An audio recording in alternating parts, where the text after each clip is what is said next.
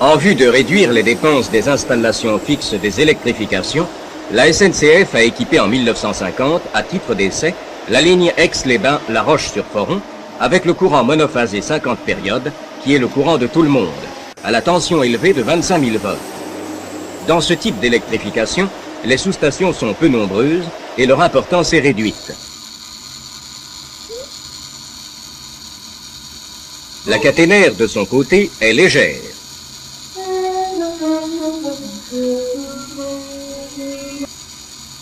L'emploi des locomotives les mieux adaptées au trafic est permis.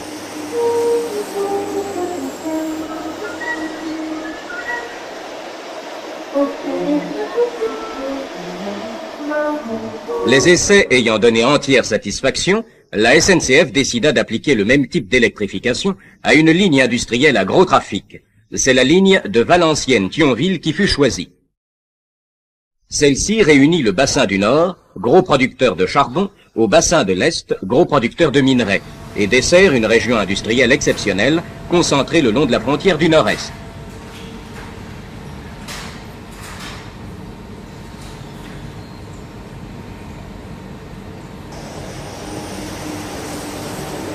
Artère vitale de liaison entre ces diverses industries, si souvent complémentaires, cette ligne assure annuellement un trafic marchandises de l'ordre de 7 milliards de tonnes kilométriques, en majorité par train complet de fort tonnage, d'usine en usine.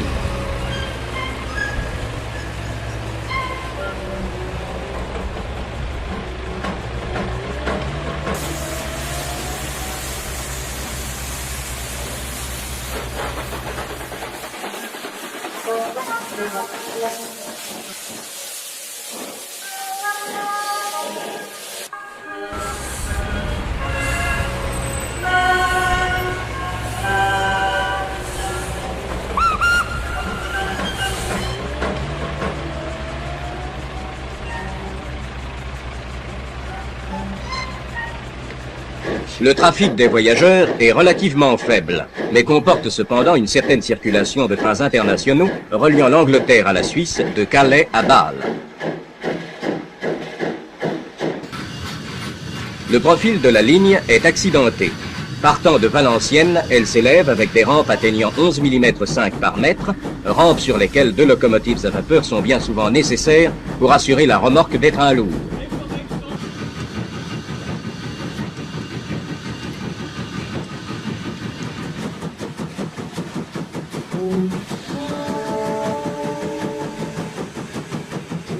Après le tunnel de Martinsart, le profil est plus facile, jusqu'à la longue montée vers Audun-le-Roman, suivie d'une descente avec une pente de 10 mm par mètre sur près de 20 km jusqu'à Thionville. Évidemment, rampes et pentes sont inversées pour les trains allant vers Valenciennes. Cette ligne de chemin de fer traverse une région très bien desservie en énergie électrique, d'origine thermique, produite soit par les centrales minières du Nord, soit par la centrale d'Erserange, utilisant le gaz des hauts fourneaux.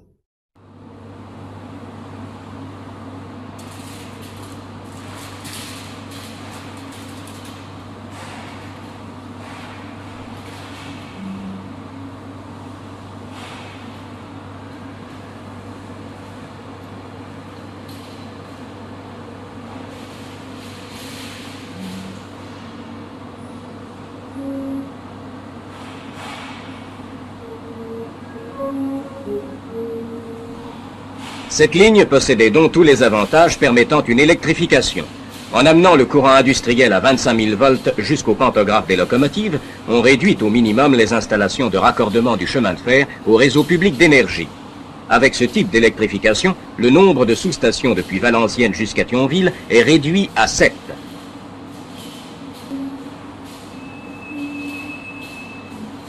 En outre, une assez grande latitude étant permise pour l'implantation des sous-stations, 4 de celles-ci ont pu être incorporées dans un poste EDF sans y prendre beaucoup de place, comme le montre la partie encadrée d'un de ces postes.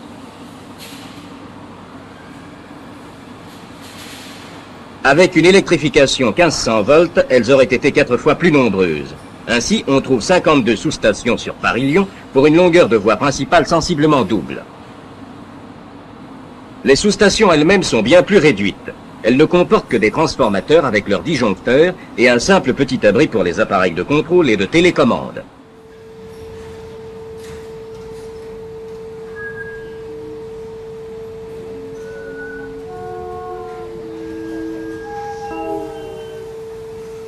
Une sous-station de 1500 volts nécessite, outre les transformateurs, des redresseurs installés dans un bâtiment assez vaste et un appareillage beaucoup plus important.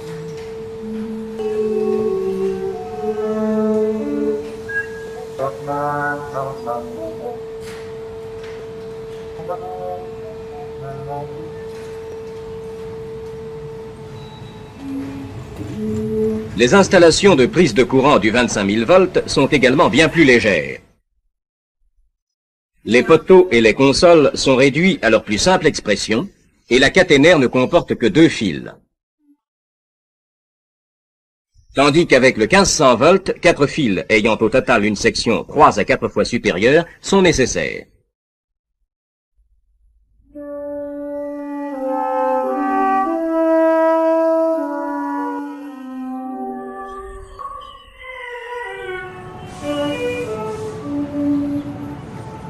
Avant de poser les installations de prise de courant, il a fallu, comme pour toute électrification, agrandir le gabarit des ouvrages d'art. Beaucoup de ceux-ci ont été relevés, dont certains importants, comme le pont de Thionville, ouvrage métallique pesant 4000 tonnes, qui a été relevé de 42 cm, sans interrompre la circulation routière.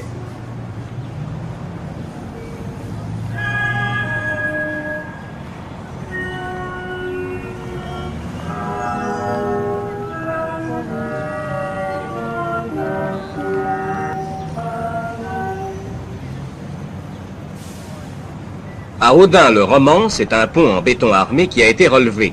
Les armatures des piliers de cet ouvrage, qui avaient été sectionnées, ont dû être rétablies après relevage en soudant des raccords aux armatures préexistantes avant réfection du béton.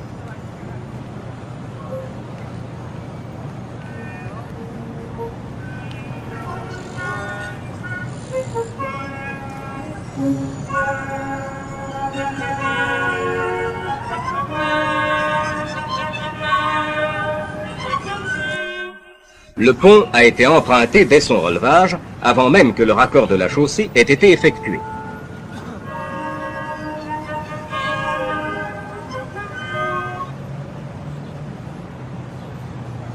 Sous d'autres ponts et sous tous les tunnels, les voies ont été abaissées.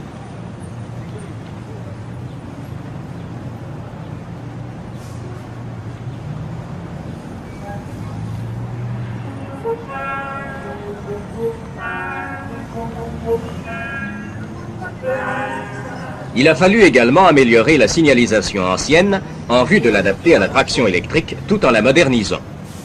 Le bloc manuel Lartigue a fait place au bloc automatique lumineux. En ligne et dans les gares, les signaux mécaniques ont été supprimés et des signaux lumineux ont été installés.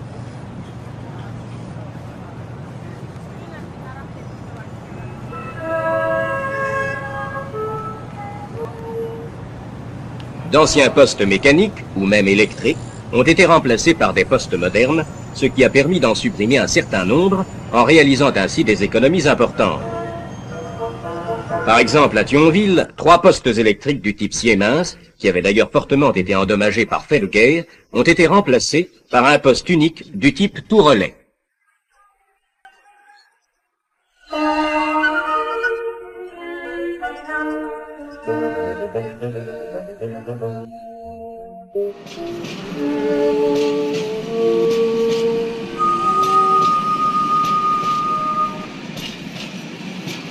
Voyons maintenant les travaux d'équipement.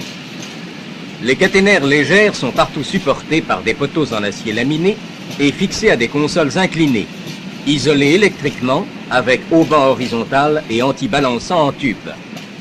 Les isolateurs ainsi placés le long des poteaux se trouvent en dehors de la zone des fumées des locomotives à vapeur qui accidentellement parcourent la ligne.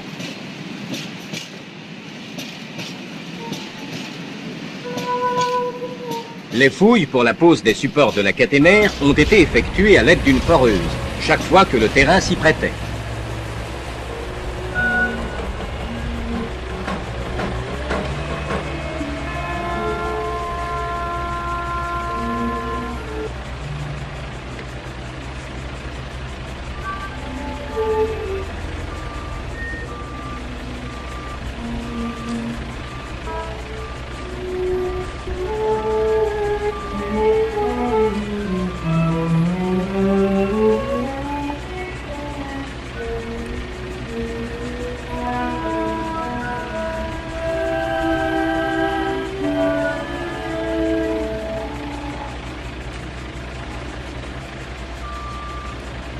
L'exécution est plus rapide et le cube des fouilles et massifs de béton moindre.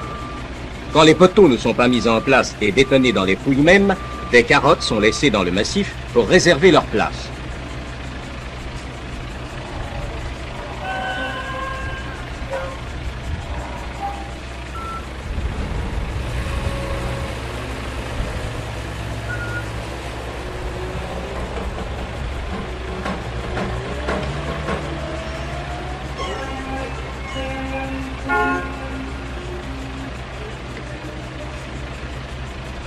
Les poteaux sont galvanisés, ce qui est une innovation pour des pièces de cette importance. La galvanisation se fait après perçage, effectué dans l'usine de galvanisation à l'aide de foreuses électriques à forêts multiples.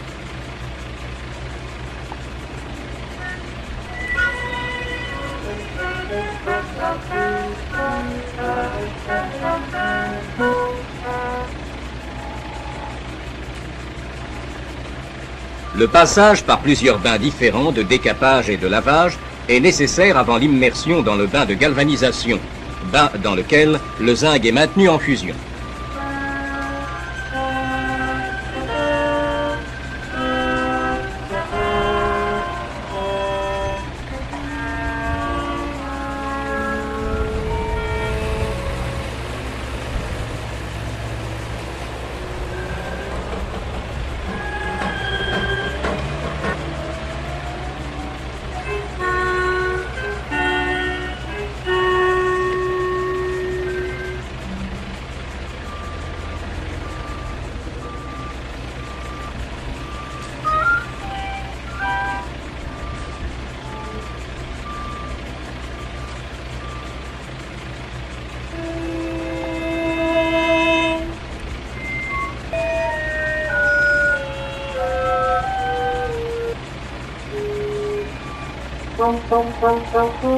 Après galvanisation, les poteaux sont amenés directement de l'usine, après classement, par un train distributeur et mis en place à la grue.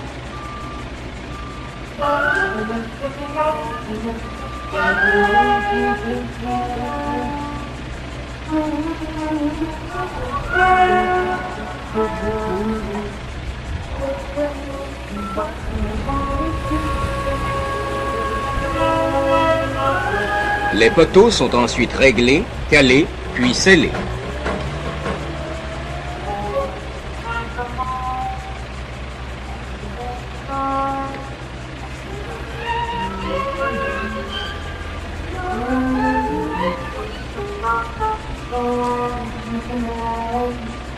Les pièces destinées à supporter la caténaire ont parfois été mises en place à l'aide d'un train de service comprenant des wagons chargés avec les pièces à monter et un wagon plateforme, spécialement aménagé pour permettre aux ouvriers de travailler à la hauteur et à l'endroit voulu. La mise en place des consoles, haubans et autres pièces se fait ainsi commodément et rapidement.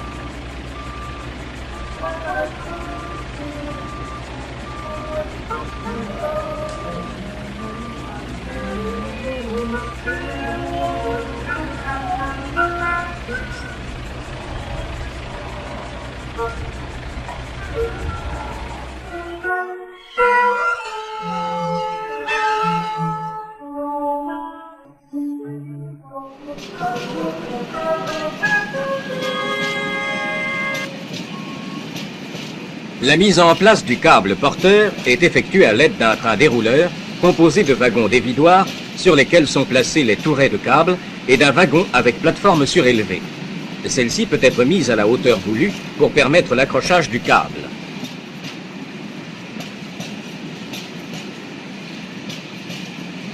Lors du passage du train, le câble est posé provisoirement sur des poulies qui permettent de faire un réglage correct de sa tension mécanique et de sa flèche.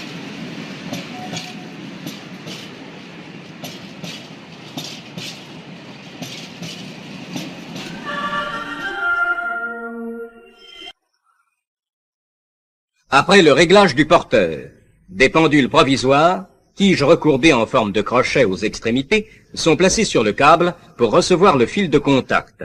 Ce travail se fait à l'aide d'échelles roulant sur la voie.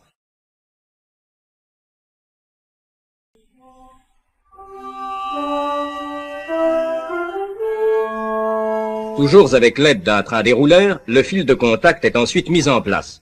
Il est réglé et fixé par les pendules définitifs.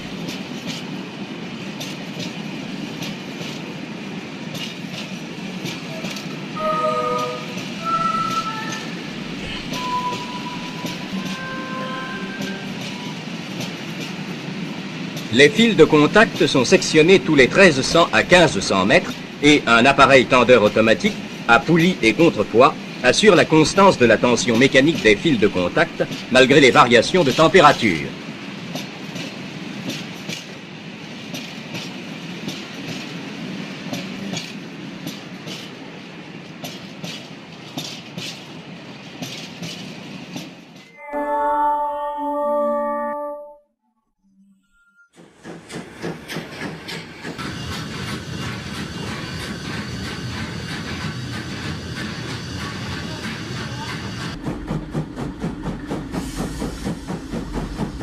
Dans les gares, telles Valenciennes, les caténaires sont supportés par de grands portiques souples transversaux composés d'un câble supérieur auquel on laisse prendre la forme d'une chaînette et qui supporte, à l'aide de pendules, un câble inférieur horizontal. C'est ce dernier câble qui porte la caténaire. Des isolateurs en porcelaine sont placés aux attaches des câbles des portiques sur les supports. Ces câbles sont donc isolés par rapport aux poteaux. La mise en place de tels portiques à travers un faisceau de voie est assez délicate.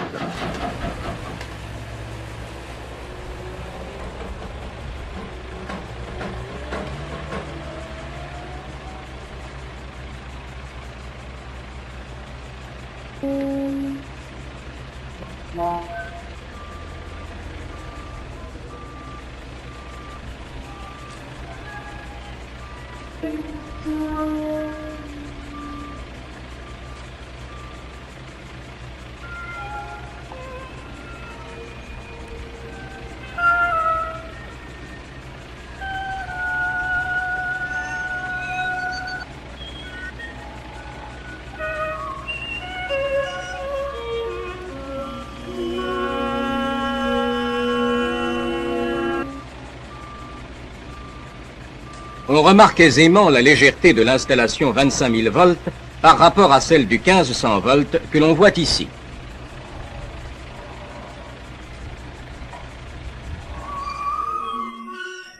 Tous les appareils des sous-stations sont commandés à distance d'un poste central situé à Charleville, qui, en raison des progrès réalisés dans ces dernières années, est bien plus réduit que ceux de Paris ou de Dijon.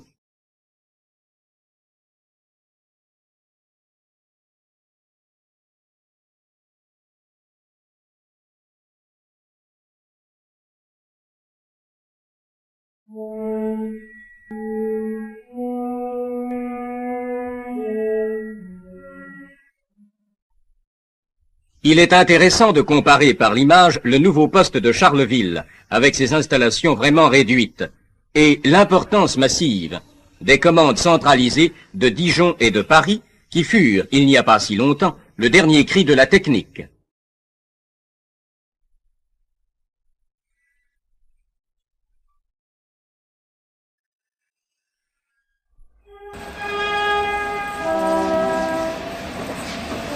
Les locomotives utilisées ont toutes la même silhouette nouvelle. Elles ne comportent qu'une seule cabine de conduite centrale, ce qui a entraîné des économies constructives importantes. Elles sont de 4 types différents. Les CC à groupe tournant monocontinu. Et les CC à groupe tournant monotriphasé pour la remorque des trains de marchandises très lourds.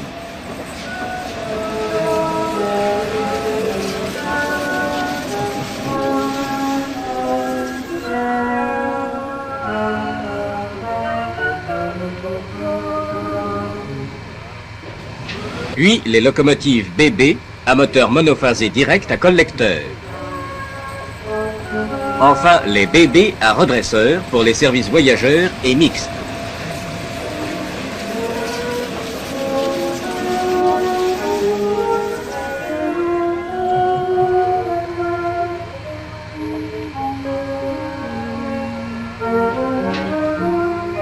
Les formes de la cabine centrale de conduite ont été étudiées de manière à assurer une très bonne visibilité des signaux et de la voie, malgré son emplacement au milieu de la locomotive. Le champ de visibilité est parfaitement dégagé, tant vers l'avant que vers l'arrière.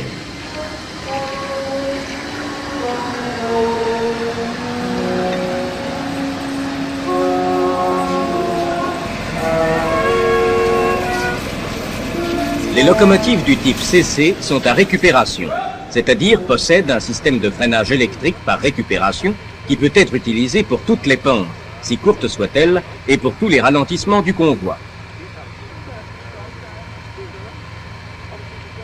La locomotive consomme du courant ou en produit.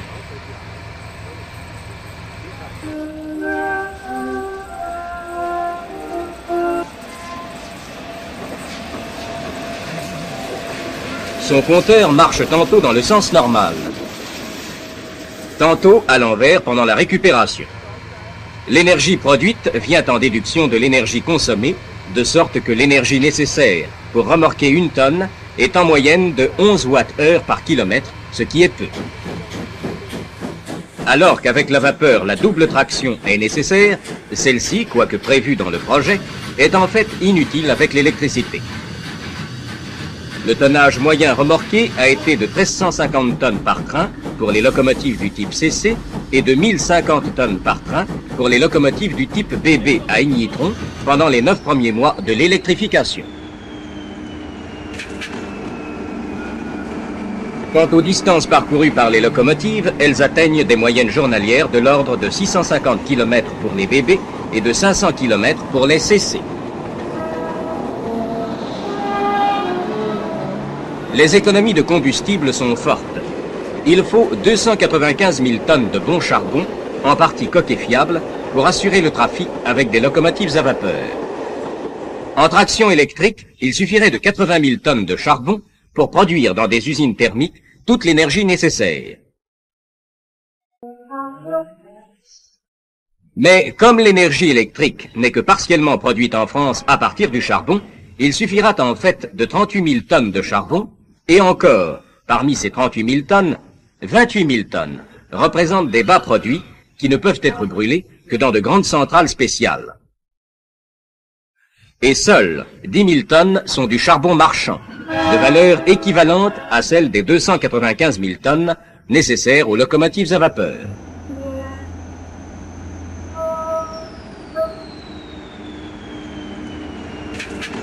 Les économies de combustible sont donc considérables, mais l'économie d'énergie n'est pas la seule. Il y en a encore et de plus importantes sur les frais de conduite et d'entretien des locomotives et sur les dépenses des dépôts.